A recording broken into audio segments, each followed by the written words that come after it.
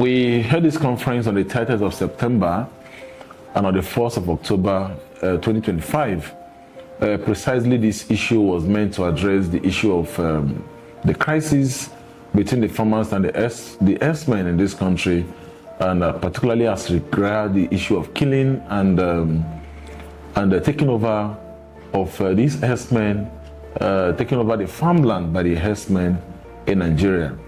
And we critically made recommendations that seems to address these perennial issues. And some of the recommendations we made indeed really dealt with this issue deep down, which has to do with complete restriction of movement of cattle in Nigeria.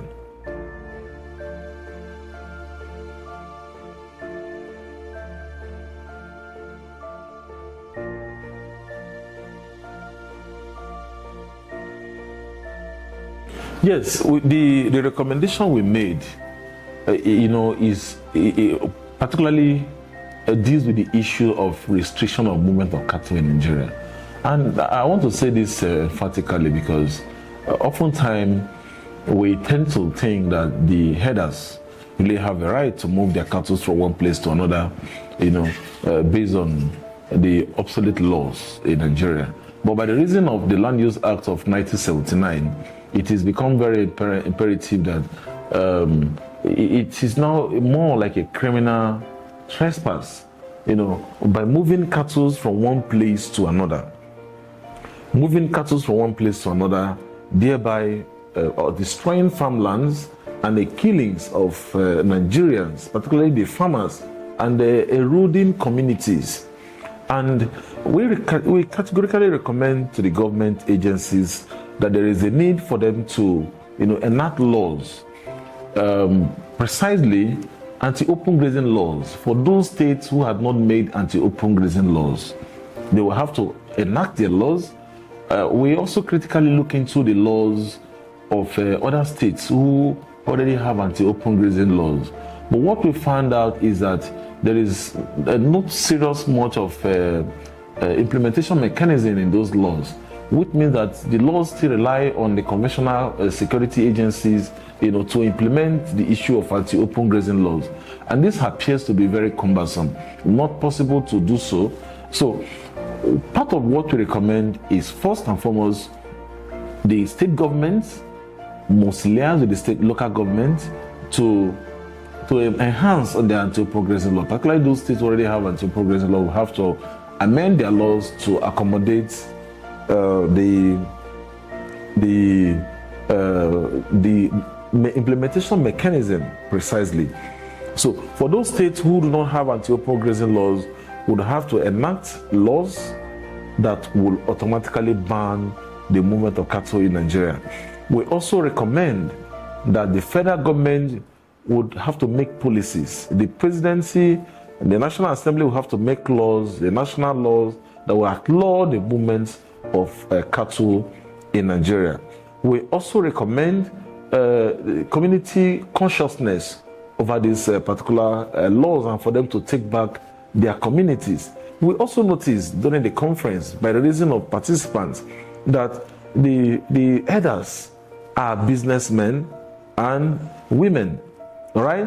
The same as farmers. So therefore, it is wrong for herders to be moving their cattle from one place to another. It therefore means that by the recommendation that herders, people who are into cattle business, are expected to, to acquire lands, landed property, for them to do their business of cattle rearing.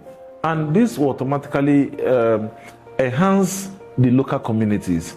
It creates job and enhance cordial relationship between the herders and the farmers.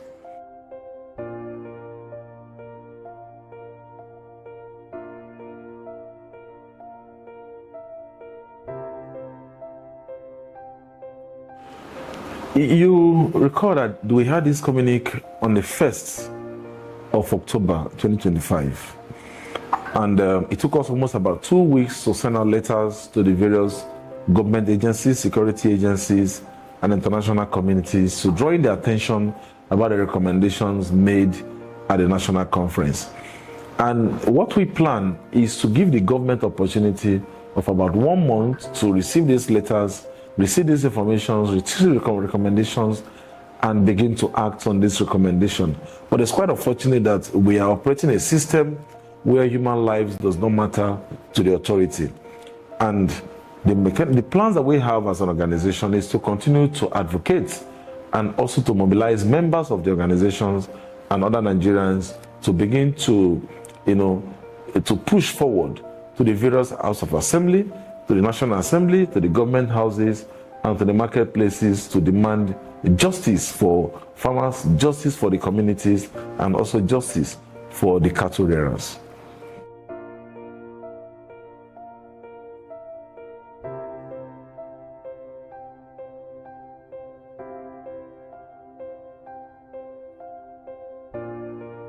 What is very paramount in all of this issue is justice. Justice for the farmers, justice for the communities. There are many people have gone, many people have died as a result of this issue of herdsmen farmers crisis, particularly communities, places like Benue State, places like Delta State, places like Enugu, other places such as Bauchi and the rest of them, including that of quite a number of states in this country. In those states, there are killings in various communities. People can no longer go to farm. And what we are asking the government to do in this case is that beyond the issue of restriction of movement of cattle in Nigeria, there is a need for us to have data of those who have been affected, significantly affected. Many people have lost their lives as a result of this crisis. Many communities have lost their communities, have lost their livelihood, lost their life, lost their farmlands, and all they have labored for. Some are even in the various camps, seeking shelter. So what we are looking for, and one step to go forward, is justice, seeking for justice for those affected victims. I think we are already working on the issues of data collection, and we hope probably before the end of this month of November, we will really be getting more data of information of affected victims, so that those who have been affected can begin to receive compensation, and those who are still within the communities should hold on to their communities and continue to protect and fight for their rights, for the community belongs to them.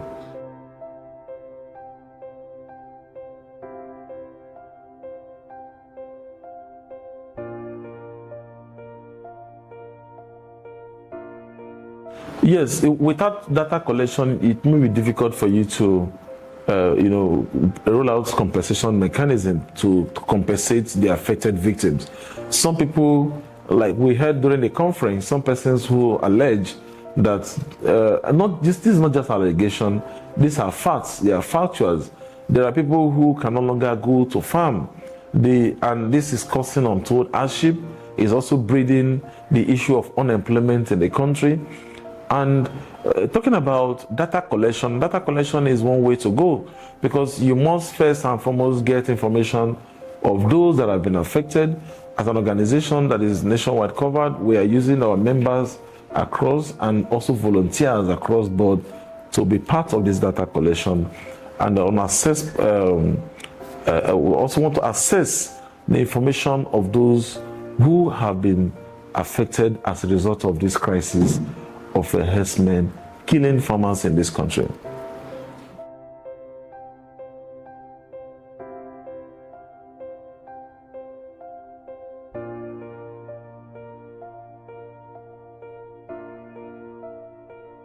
LGE as an organization is a justice-driven organization, and we believe in equality of rights. We believe that no Nigerian should be justly violating his rights, and we believe in the protection of rights of members of the society, particularly Nigerian public. And what we are doing as an organization is to ensure that those people who are deeply affected are those whose ratas we're going to receive. And of course, currently we are working on our site to accommodate opportunity for people to submit their information, so people who have been affected as a result of this crisis, they will have to show evidence, and we also need to verify on spot assessment about the evidence that they are providing.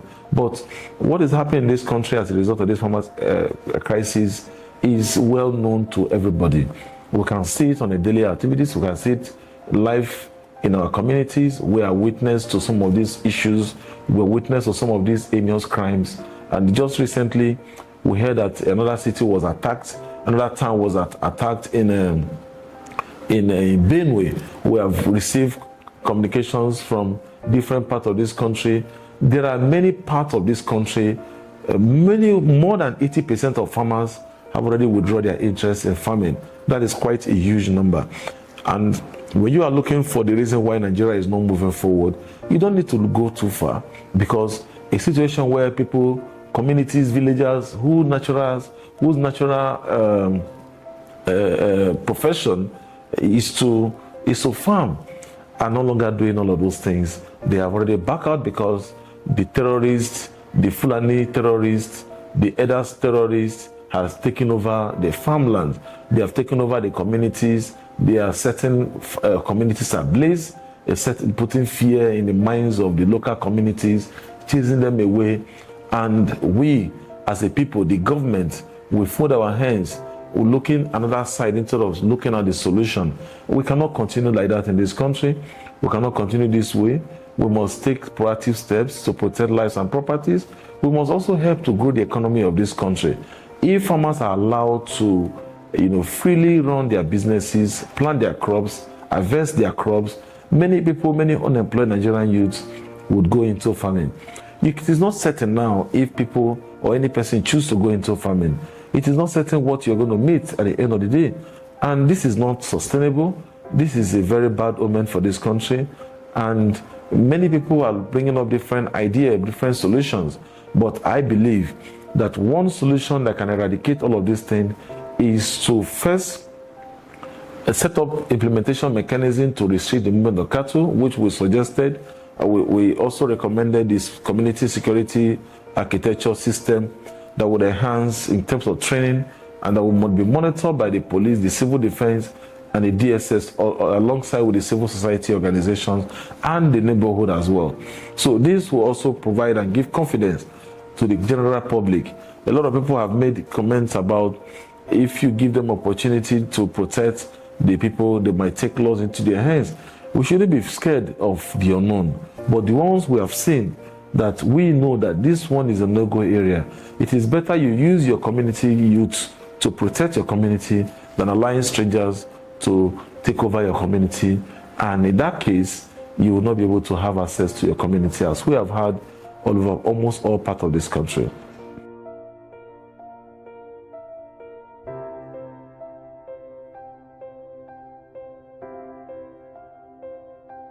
We have sent the communique out to the 36 state governors. We have sent the communiques out to the local government, the Commissioner of Agriculture and Livestock. We have also sent to the Federal Ministries of Agriculture and Livestock. We have sent to the National Assembly, to the Speaker of the House of Representatives and the Senate President of the Senate of the Federal Republic of Nigeria. We have equally sent to the presidency of this country. We have sent to some international organizations and international bodies. We have also sent to the security agencies. We have done everything that we can do humanly possible to send out all these communiques to them, for them to consider this communique for charting a way forward for a more secure Nigeria.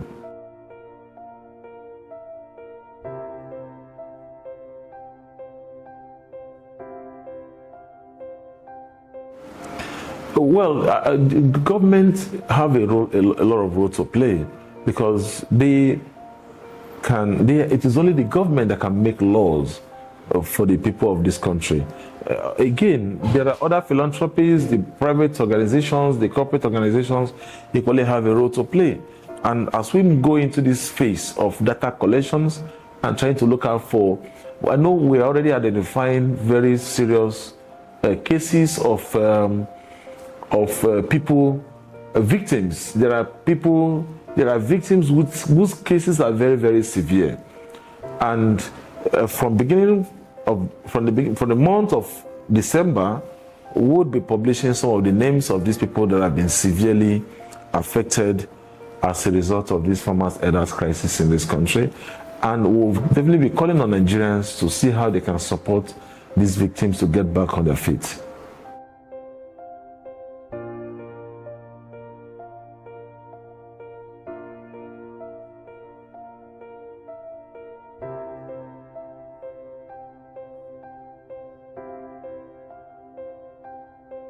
One thing that will give me joy in all of this thing is to see the federal government, most importantly. Many state governments have taken the bull by the horn.